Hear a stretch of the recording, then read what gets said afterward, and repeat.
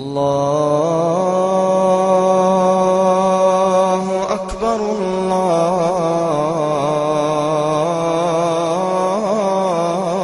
الله أكبر الله أكبر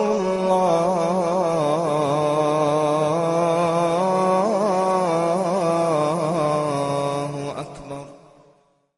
الحمد لله والصلاة والسلام على رسول الله وعلى آله وصحبه أجمعين. Chers frères, chers sœurs, Allah nous aide, il nous donne la bonne compréhension de notre religion, il nous inspire davantage de modestie et de modération dans notre comportement en matière religieuse. Chers frères, chers sœurs, Allah subhanahu wa ta'ala s'adresse à chacun d'entre nous en nous disant dans le Coran: ô vous les pieux, ô vous les croyants, craignez votre Seigneur et faites tout pour rester accrochés à la soumission d'Allah subhanahu wa ta'ala jusqu'à la fin de votre vie. Qu'Allah nous facilite la, chers frères, chers sœurs. Chers fidèles, nous sommes là aujourd'hui pour intervenir sur un sujet important, un sujet d'actualité, chers frères, chers sœurs, relatif au fondement de notre religion, à l'importance des références dans la législation islamique.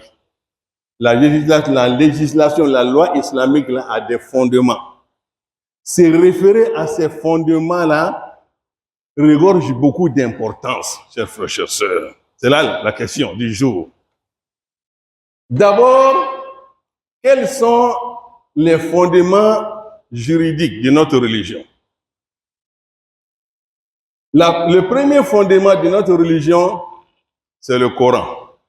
Nous devons savoir que ces fondements-là sont cruciaux dans le développement de la législation, de la loi, chers frères, chers sœurs, et dans son application. C'est ce que nous devons savoir. Et le premier fondement en matière de religion, c'est le Coran, qui est la loi fondamentale, chers frères, chers, qui est la base de toutes les lois. C'est le Coran. Et qu'est-ce que c'est que le Coran? Le Coran, c'est la parole de Dieu révélée au messager Mohammed sallallahu alayhi wa sallam, dont la lecture est adoration. C'est ça le Coran, chers frères, chers sœurs. Et la deuxième source dans la législation islamique s'appelle la Sunna. Et qu'est-ce que c'est que la Sunna? La Sunna, ce sont les propos ou bien les paroles du messager, les actions du messager et ses approbations. C'est-à-dire, il y a un acte qui s'est posé devant lui, il ne l'a jamais fait, mais il s'est tué là-dessus. Ça veut dire quoi? Ça veut dire que c'est permis. Si c'était interdit, il allait intervenir, chers frères, chers sœurs. C'est ça qu'on appelle approbation. C'est tout ça qui fait partie de la... Quand on dit sunna, c'est tout ça. Tout ce que le messager a dit, tout ce qu'il a fait, tout ce qu'il a approuvé, c'est ça la sunna. Et c'est notre deuxième source en matière de législation.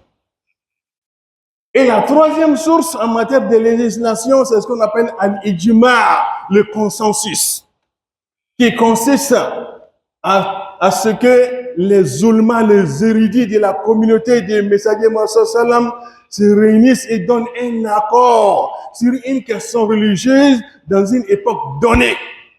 C'est ça qu'est al-ijma'. Donc ce sont des érudits de haut niveau qui font des labeurs, des recherches pour nous trouver une solution à une question contemporaine qui ne s'est jamais produite au temps du messager sallallahu alayhi wa sallam. Leur accord est une source, chers frères, chers sœurs, parce qu'ils sont dotés d'un savoir qui leur permet d'atteindre ces résultats. Et la quatrième source chez nous, c'est ce qu'on appelle al-qiyas, le raisonnement ou bien l'analogie, qui consiste à faire quoi? À appliquer une règle déjà établie au temps du messager sallam sur un fait nouveau similaire aujourd'hui. Je vous donne un exemple. Au temps du messager sallam, la drogue n'existait pas. La drogue, ils n'ont pas connu la drogue. Mais qu'est-ce qui nous permet aujourd'hui de dire que la drogue est interdite? On se réfère à l'qiyas, le raisonnement, l'analogie. On fait une comparaison entre la drogue et un phénomène qui existait au temps du messager sallam qu'on appelle l'alcool. En se référant à l'alcool, qu'est-ce qu'on traite comme question? Qu'est-ce que l'alcool fait? Lorsque tu prends l'alcool, qu'est-ce que ça te fait? Tu es enivré, ça te saoule, c'est ça. Alors, quand tu prends la drogue, qu'est-ce que ça te fait? Ça te saoule. Donc les deux éléments se réunissent dans la même cause. C'est l'ivresse. Et c'est à partir de là qu'on établit un jugement. C'est ça qu'on appelle al-qiyas. Donc voilà les grandes sources de référence en matière de la charia islamique, chers frères, chers sœurs. Et j'y reviens maintenant. Pourquoi le Coran est important? Parce que le Coran légifère les lois en matière d'adoration, en matière de transactions, en matière des relations humaines, en matière de la moralité, en matière du dogme, du culte. C'est le Coran qui légifère. C'est pour cela qu'il est important. Et il est notre loi fondamentale, je l'ai dit. Le Coran est semblable à une constitution. Parce qu'on entend certains frères et sœurs qui sont tellement passionnés, qui sont amoureux de la chose musulmane, qui se réfèrent toujours au Coran. Non, c'est le Coran. Non, non, non. Ce n'est pas le Coran, c'est qui est notre source. Le Coran est semblable à la loi fondamentale, à la Constitution. Tout n'est pas détaillé dans la Constitution. Ou bien? Donc le Coran donne les grandes lignes. Et c'est dans la Sunna maintenant. Voilà. Deuxièmement, la Sunna, quelle est l'importance de la Sunna? La Sunna maintenant vient préciser, vient compléter ce que le Coran dit. La Sunna détaille l'application de certaines choses. Par exemple, le Coran nous dit de prier. Mais est-ce que les 5 prières quotidiennes sont détaillées dans le Coran? Les regards sont détaillés? La manière de prier n'est pas détaillée? Le Coran nous dit de jeûner. Est-ce qu'il dit à donner les détails du jeûne dans le Coran? Le Coran nous dit de faire la zakat, faites les hajj.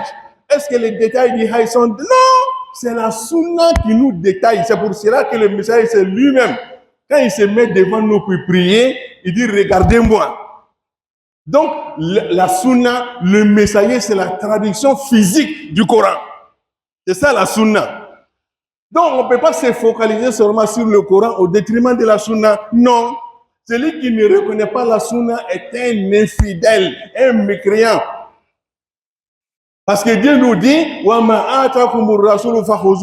qu'est-ce que le messager vous apporte de ma part? Prenez-les et mettez cela en pratique. Et ce qu'il vous défend, évitez-les. Le messager va vous dire que Dieu m'a dit de faire ça. Et toi, tu dis non, non, non. Moi, c'est le Coran qui m'intéresse, mon frère. Toi, tu n'es pas musulman. Toi, tu es un hypocrite. Donc, c'est pour cela que j'attire l'attention de certains frères et sœurs aujourd'hui qui sont passionnés par la question religieuse et qui sont en train d'emprunter un chemin d'aventure, se frayer un chemin à Dieu ne plaise qui les amène directement à l'enfer. Pourquoi? Parce qu'aujourd'hui, de plus en plus, on voit certains frères et sœurs qui veulent donner des avis juridiques, même sur les réseaux sociaux, sur des questions contemporaines, alors qu'ils n'ont aucune base, ni en arabe, ni en sciences, ni en jurisprudence. Pourquoi? Mon frère, occupe-toi de ce que tu as appris. Les questions religieuses, là, laisse ça à ses propriétaires. Tu as compris? Que chacun s'occupe de ce qu'il a appris. Tu as fait une formation, occupe-toi de ta formation initiale. Les questions religieuses, là, il y a des gens qui s'en occupent. Ce n'est pas toi. Il vient dire, ça, ce n'est pas interdit. Le Coran n'a rien dit. Est-ce que toi, tu as étudié le Coran? Est-ce que tu maîtrises le Coran? Le Coran est un complément qu'on appelle as-sunna. Est-ce que tu as bien étudié tu connais Bukhari? Tu connais Muslim? Tu ne connais rien. Ce sont des sources complémentaires au Coran. On ne peut pas comprendre le Coran sans ces sources-là, secondaires, chers frères, chers sœurs. C'est ce que vous devez savoir. Quand on a la bonne compréhension. Il faut l'étudier en arabe. Et c'est ce que Maurice Bucaille a fait pour donner un avis. Maurice Bucaille, c'est un Français. Il voulait faire une étude comparative à propos de quoi? De la science. Qu'est-ce que le Coran dit sur la science? Qu'est-ce que la Bible dit sur la science? Il voulait faire une étude comparative dans un livre qu'il a intitulé « La Bible, le Coran et la science ». Mais pour mener à bien cette étude-là, il était obligé d'abandonner sa recherche en cours de chemin pour revenir apprendre le Coran en arabe d'abord. Pour apprendre la langue arabe et apprendre le Coran et ensuite maintenant continuer sa recherche. Et après sa recherche, le résultat qu'il a trouvé est que le Coran n'a pas de semblable. Le Coran est au-dessus de la Bible. Et tout ce que le Coran dit à propos de la science est cohérent. Il y a une cohérence parfaite entre le dire du Coran et la science. C'est ce qu'il a trouvé comme résultat. Il dit que la Bible est semblable au hadith. Parce que la Bible a été écrite un siècle après Jésus. Mais le Coran a été écrit au temps du messager lui-même, chers frères, chers sœurs. Et tout ce que le Coran dit à propos de la science, des astres, du cosmos est cohérent. Mais qu'est-ce qui l'a permis à faire ça? Son étude en arabe, chers frères, chers sœurs. Donc, si c'est ce qui t'intéresse là, va à l'école. Il y a l'université islamique et musulmane à Abidjan. Va t'inscrire là-bas. Voilà, comme ça, tu vas avoir un doctorat en sciences islamiques. Là, tu vas donner ton avis.